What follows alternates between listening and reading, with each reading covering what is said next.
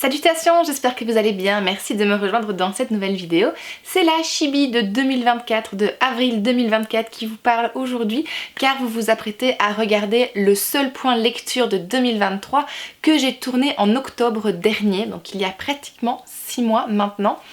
Le souci c'est que l'année dernière j'ai voulu faire une expérience et j'ai pas voulu suivre mes lectures, j'ai voulu juste lire des livres un peu comme quand j'étais ado et me laisser porter par mes envies, mais le fait est que du coup j'ai oublié la plupart des livres que j'ai lus et je vais vous parler simplement dans cette vidéo des livres qui m'ont le plus marqué jusqu'en octobre. J'ai pas fait de découvertes incroyables entre octobre et décembre, donc finalement c'est pas si mal que je vous parle uniquement que de ça. La vidéo est déjà bien assez longue comme vous l'avez déjà vu. J'ai mis des petits marqueurs de temps pour que vous puissiez facilement vous y retrouver si jamais vous voulez la voir en plusieurs fois ou si en fait vous voulez juste sauter au livre qui vous intéresse.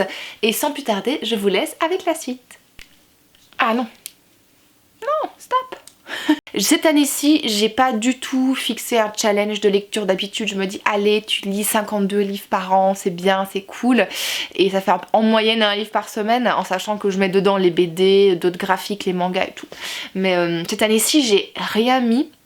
Dans mes challenges de l'année, j'avais juste posé quelques balises. Je voulais terminer la saga de l'Assassin Royal de mémoire. Je n'ai pas encore lu un seul tome de l'Assassin Royal cette année. Je voulais lire un livre en norvégien. Que je sais pas si on compte les graphiques, les BD dedans, mais en tout cas c'est fait. J'ai lu Heartstopper, Hjertestopper en norvégien, les 3 ou 4 volumes qu'il y avait à disposition. Lire en anglais, je l'ai fait, je vais vous présenter le livre juste après.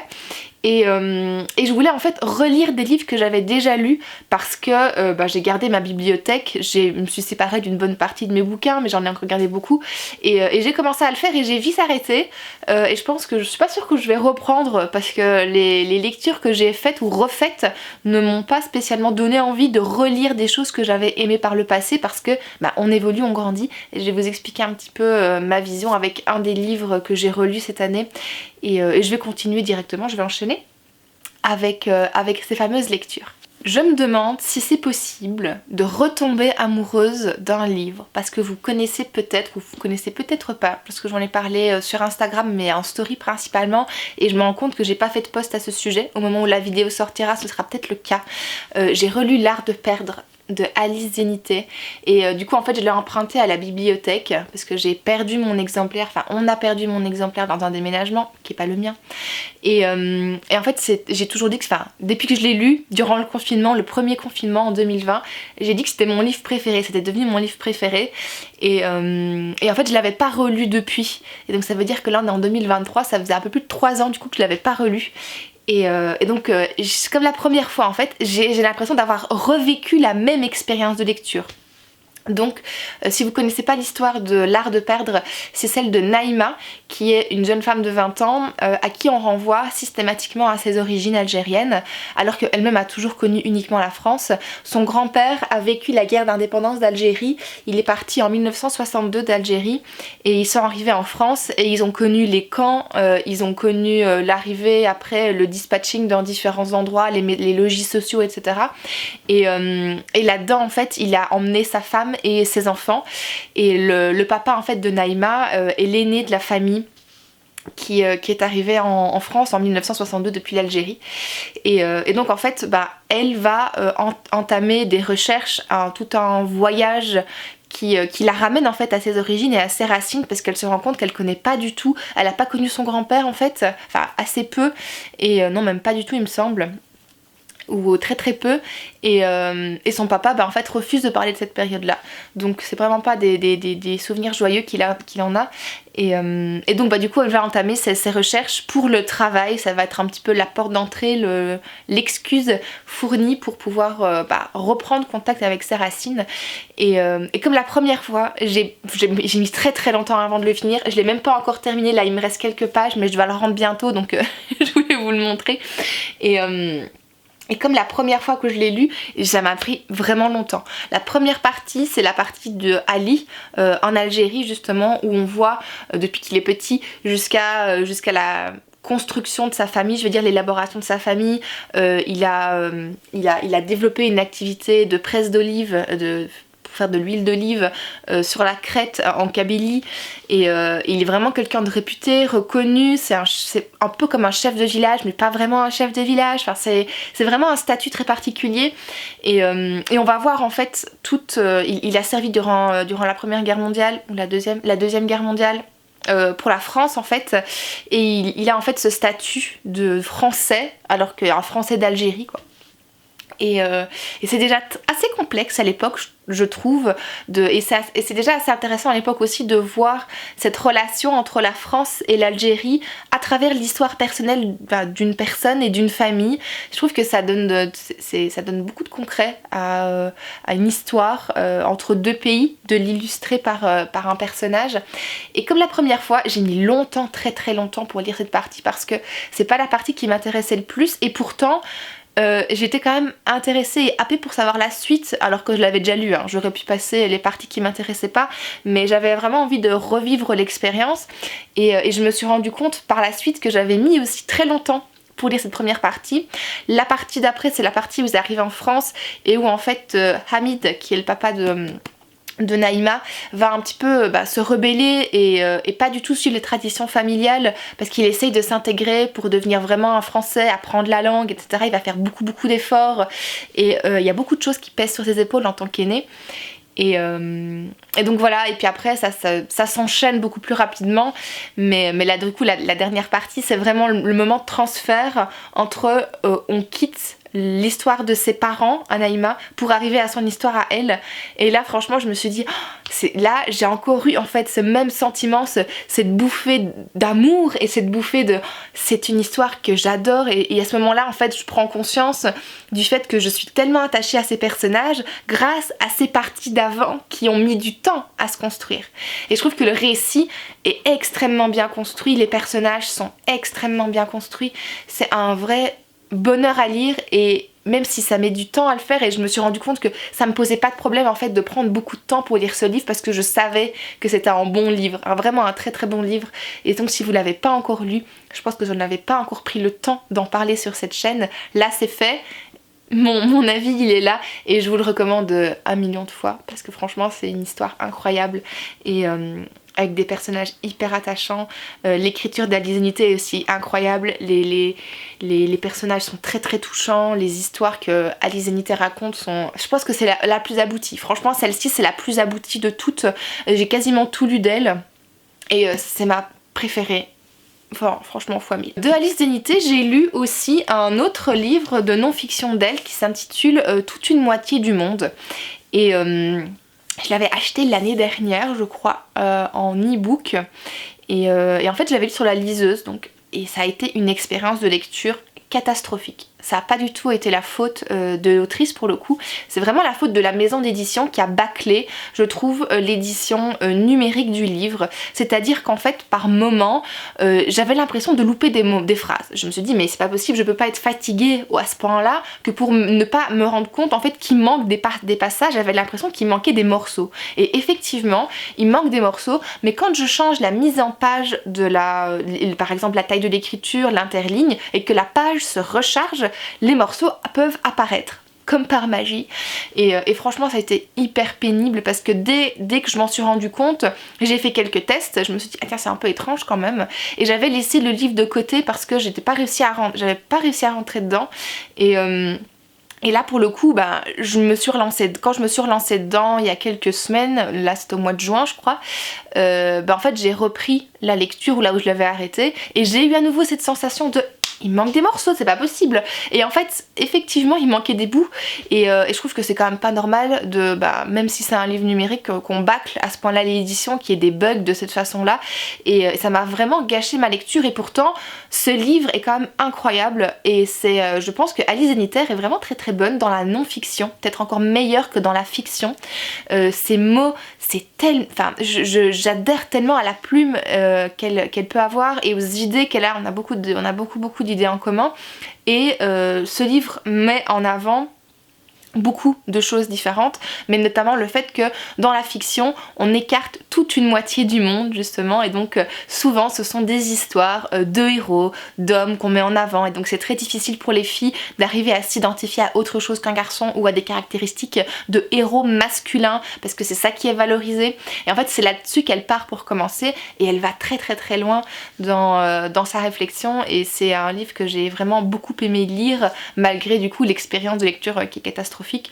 J'envisage peut-être de l'acheter en version papier, et encore j'hésite parce que j'ai pas envie de donner 2 fois de l'argent à cette maison d'édition finalement, donc je sais pas encore comment me dépatouiller de cette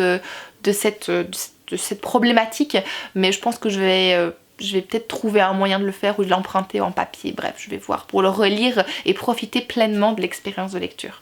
Il y a quelques semaines, j'ai passé ma première commande Fnac ici en Norvège. D'habitude, je passais par un autre site internet que j'ai laissé tomber parce que qui était beaucoup plus cher, qui pourtant avait la livraison gratuite.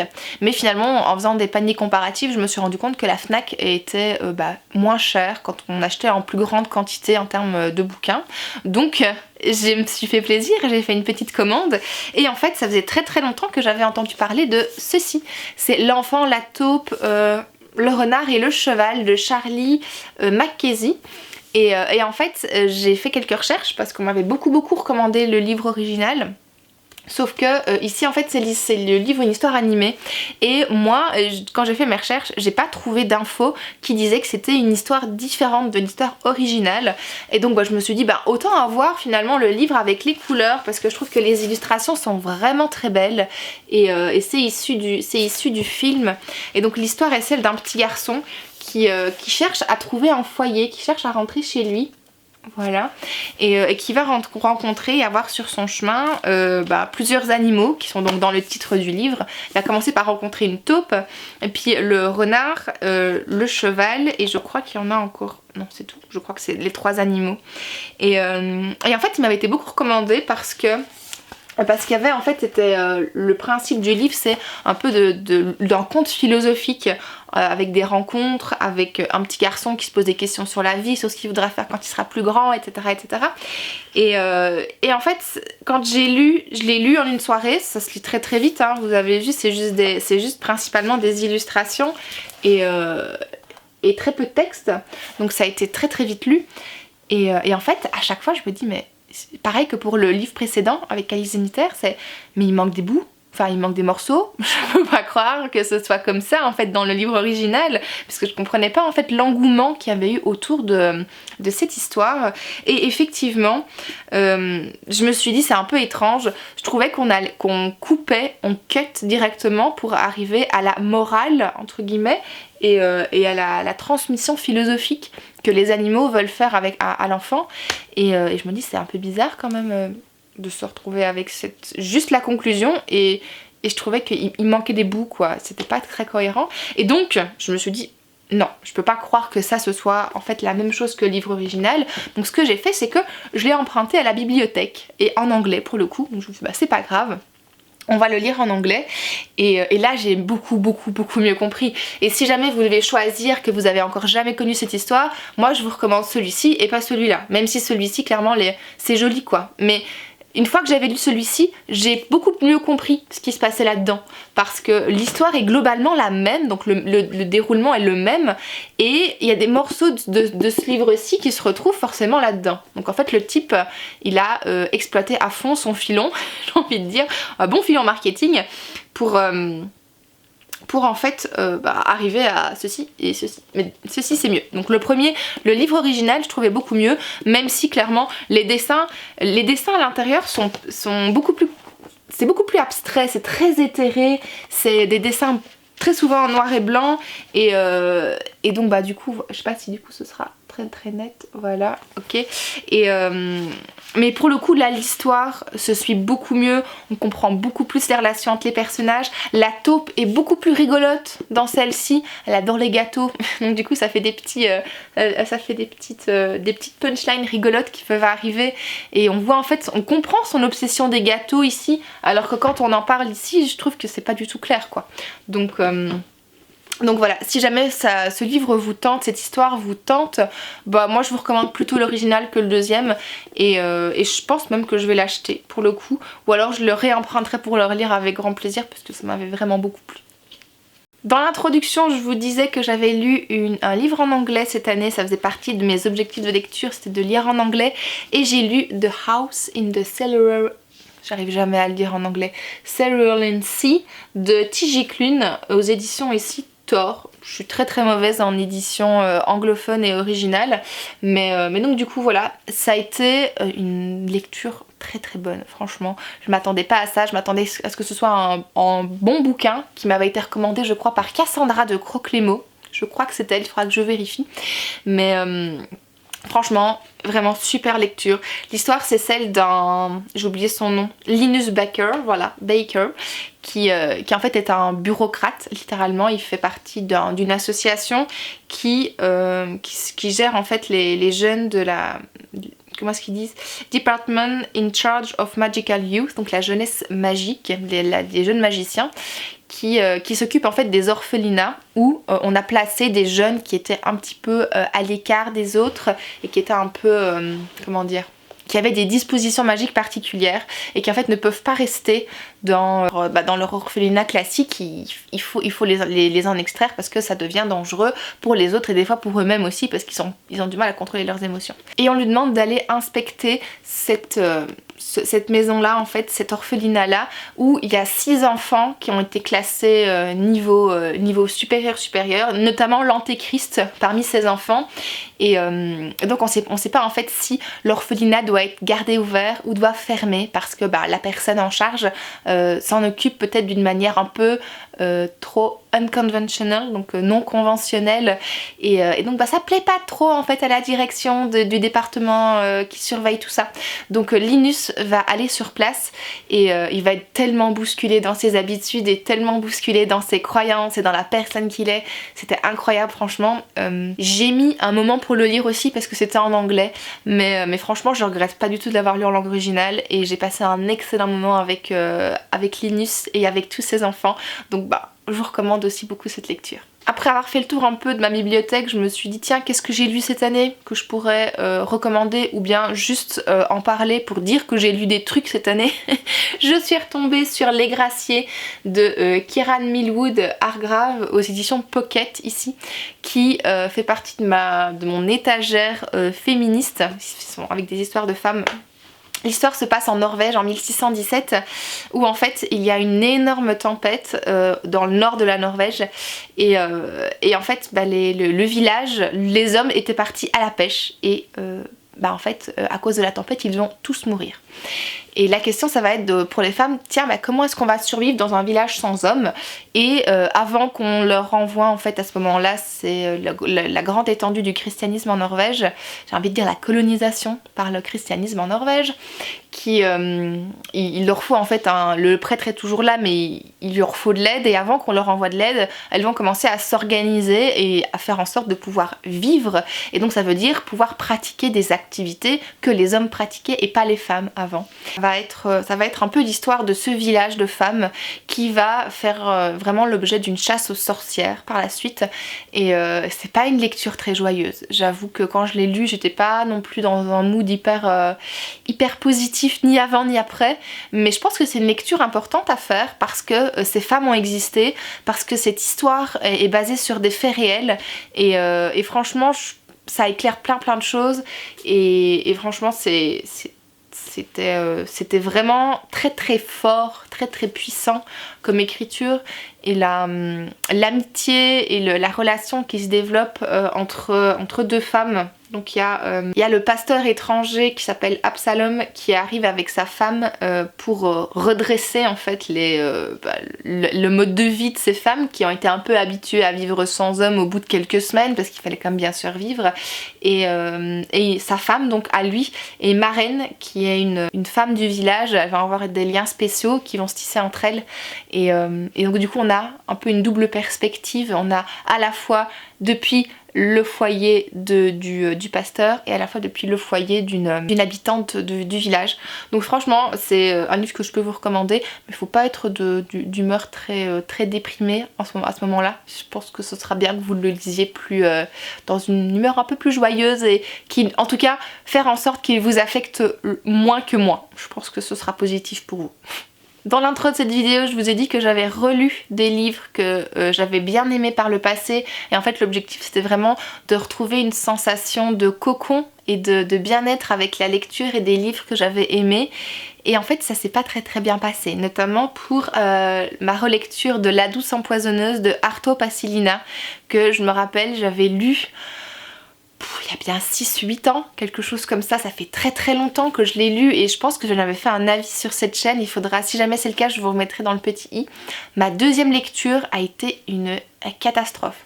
Donc en fait l'histoire c'est qu'on se retrouve dans un petit village pas loin d'Helsinki en Finlande, où vit Linnea, qui est une veuve de colonel et qui en fait chaque mois se retrouve au moment où elle touche sa pension à accueillir un de ses neveux avec 2 de ses copains qui viennent tout saccager, qui viennent en fait lui prendre sa pension, etc.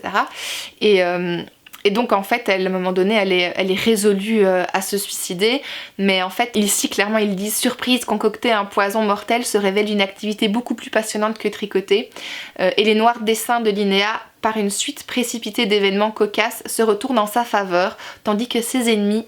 3 petits points. Et en fait il y avait effectivement toute cette partie comique de situation que j'avais beaucoup aimé à l'époque et qui cette fois je trouve tombe un peu à plat.